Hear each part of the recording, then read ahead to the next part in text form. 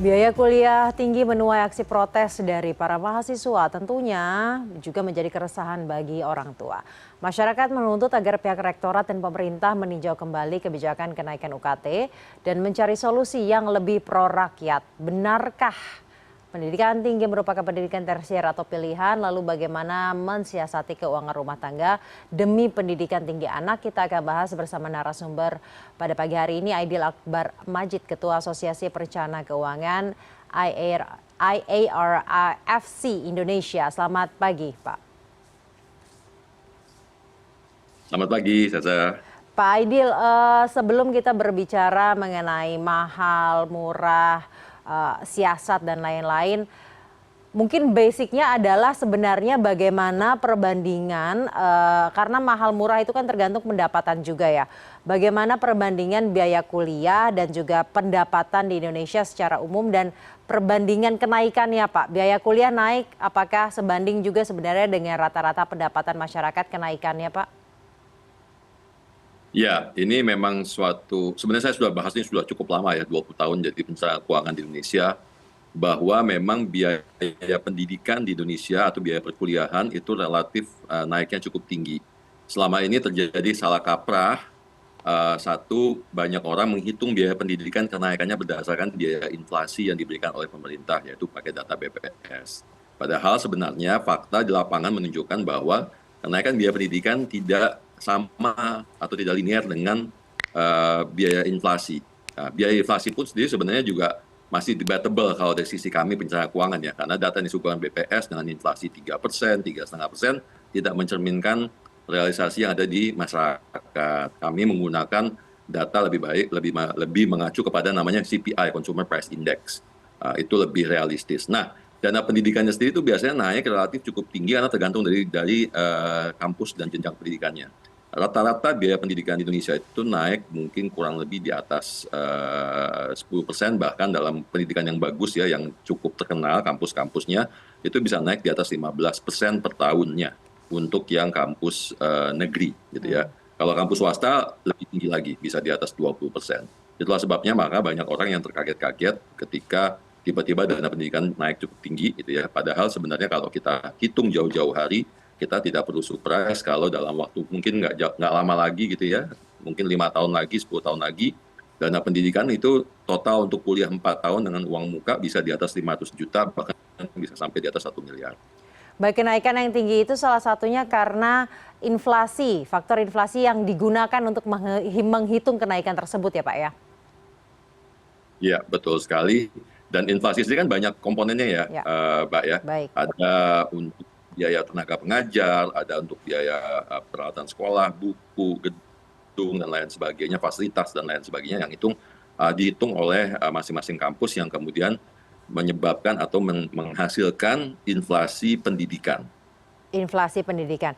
Namun inflasi ini sebenarnya sudah bisa dihitung jauh-jauh hari, yang sudah disinggung oleh Pak Aidil tadi. Idealnya Pak, sebenarnya mulai menyiapkan dan menghitung biaya pendidikan anak ini sejak kapan?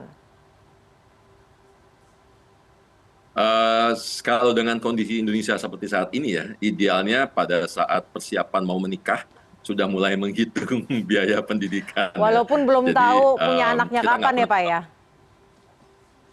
Ya, walaupun belum tahu punya anak kapan, bahkan sebenarnya kalau itu dipersiapkan dari sebelum punya anak, bahkan lebih baik lagi. Karena kenapa? Karena contoh untuk kuliah ya, itu kan kita hanya punya waktu 17 tahun untuk persiapan. Nah, 17 tahun itu relatif sangat sangat pendek kalau kalau kita mulai baru setelah anaknya lahir setahun atau 2 tahun, malah akan kepotong lagi 1-2 tahun kan sebelum dia masuk pendidikan tinggi atau kuliah. Sementara biaya kuliah itu di Indonesia relatif sangat tinggi atau sangat mahal, bahkan dibandingkan dengan negara-negara tetangga sebenarnya. Jadi sebenarnya biaya kuliah di Indonesia relatif cukup tinggi Pak, dibandingkan dengan pendapatan ya? Iya, betul sekali.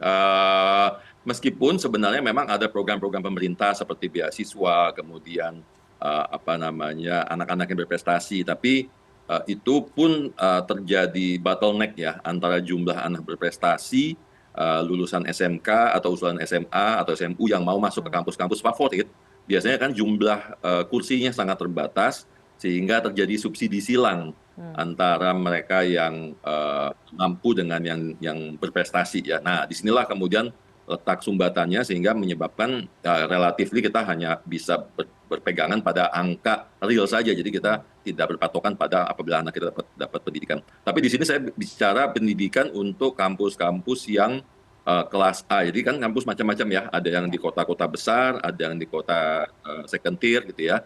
Untuk beberapa kampus yang di kota-kota second tier atau kota-kota kedua, itu memang relatifly juga masih terjangkau apabila dibandingkan kampus yang ngetop gitu istilahnya kalau kita bicara negeri ya gitu. Jadi relatifly biayanya mungkin masih di bawah 100 jutaan. Tapi kalau kita bicara udah kampus negeri di kampus-kampus yang besar, di kota besar yang ngetop-ngetop itu, maka kita harus mempersiapkan di atas 150 bahkan sampai dengan 250 juta kondisi saat ini untuk uang pangkal, uang UKT tadi, termasuk juga biaya kuliah selama 8 semester.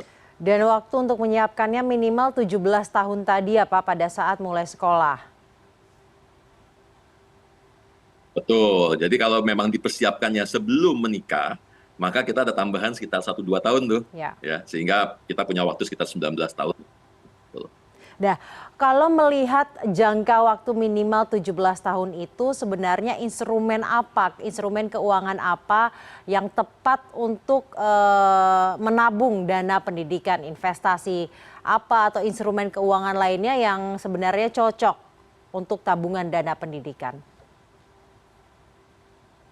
Ya, jadi gini, ini memang dilematis ya, karena satu sisi kalau kita hanya mengandalkan produk tabungan dengan kenaikan inflasi pendidikan yang di atas 10%, di atas 15%, maka produk tabungan yang hanya memberikan tanda kutip bunga sebesar 1, 2, 3% itu tidak akan mencukupi, gitu ya. Demikian juga dengan produk-produk keuangan lainnya seperti misalnya obligasi pemerintah dan lain sebagainya yang memberikan return atau bunga antara 6-7%. Atau 5-7% itu pun juga belum tentu mencukupi. Maka oleh sebab itu pilihannya mau tidak mau, suka tidak suka, kita harus mencari instrumen investasi yang relatif agresif, ya seperti mungkin masuk ke saham atau reksadana saham gitu ya, di mana kita bisa mengharapkan hasil investasi dalam jangka panjang. Kita bicara jangka panjang sini karena biaya kuliah kan masih 17 tahun lagi ya. Maka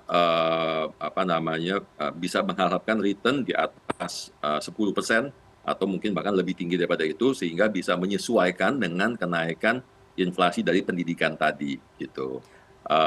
Otomatis karena ini ada resiko maka ada baiknya setiap orang, setiap keluarga atau kepala keluarga coba belajar lagi untuk mengetahui tentang instrumen-instrumen investasi yang berisiko tapi untuk jangka panjang karena dengan kita berinvestasi untuk jangka panjang dan risiko relatif tinggi ini, tapi dalam jangka panjang resikonya perlahan-lahan akan turun, sehingga menyebabkan cicilan atau investasi yang harus kita lakukan setiap bulan relatif lebih kecil dibandingkan kalau kita menggunakan instrumen investasi yang memberikan return atau hasil di bawah 10% atau bahkan di bawah 8% tadi. Dengan catatan harus benar-benar dipelajari dan diketahui ya, karena resiko dari saham, reksadana saham ini tergolong resiko tinggi ya Pak ya. Kemudian, Betul. baik, kemudian Pak ada wacana dari OJK yang mengimbau lembaga-lembaga keuangan ini membuat study loan khusus mahasiswa S1. Bagaimana sebenarnya melihat hal ini? Kalau berbicara di luar negeri tadi sempat disinggung, study loan ini bukan hal baru. Namun melihat kondisi Indonesia, sistem study loan yang baru-baru ini kita ketahui, cocokkah, tepatkah atau seperti apa Pak? Oke. Di luar negeri kita kenal dengan nama student loan ya. Student loan, kalau nggak salah Indonesia sempat punya student loan tahun 90-an ya. Waktu itu bekerja sama dengan bank-bank pemerintah. Kemudian yang terjadi waktu itu adalah kan biasanya gini, ketika lulus kemudian ijazah ditahan gitu ya, sampai mereka melunasi cicilannya atau melunasi hutangnya gitu. Tapi yang terjadi waktu itu adalah banyak para mahasiswa-mahasiswi yang kemudian ngemplang istilahnya ya, ngemplang sehingga dan bekerja sehingga yang terjadi adalah institusi keuangan waktu itu tahun 90-an banyak yang tanda kutip merugi atau terkena kredit macet gitu. Nah, waktu itu bisa terjadi seperti itu karena kenapa? Karena Indonesia belum mengacu kepada sistem scoring seperti yang terjadi sekarang, gitu ya.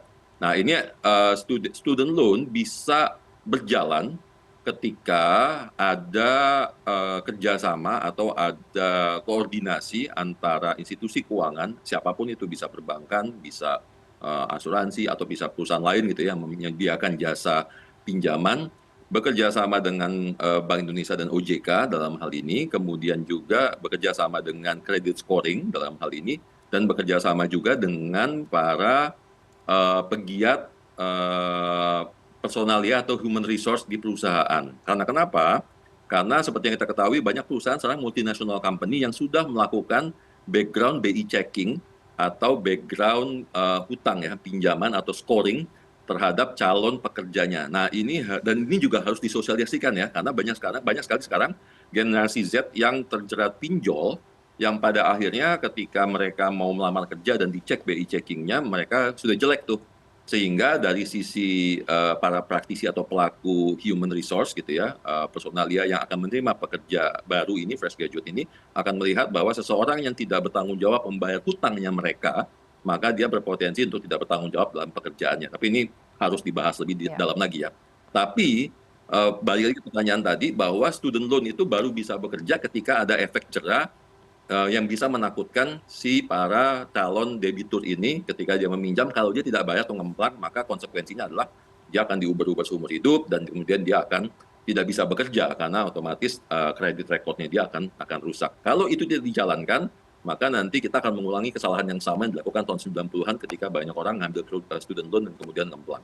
Dan bagi para mahasiswa atau orang tua yang akan mengambil student loan ini benar-benar harus memperhatikan seluruh syarat dan juga kemampuan diri ya Pak ya. Baik. Betul, secara Baik. otomatis Ya, mungkin di awal-awal kan kita akan menghitung kemampuan orang tua, nanti ya. baru setelah itu dipotong dari penghasilan anak. Baik. Baik, terima kasih Ketua Asosiasi Perencana Keuangan IARFC Indonesia, Aidil Akbar Majid telah bergabung bersama kami pagi hari ini di CNN Indonesia.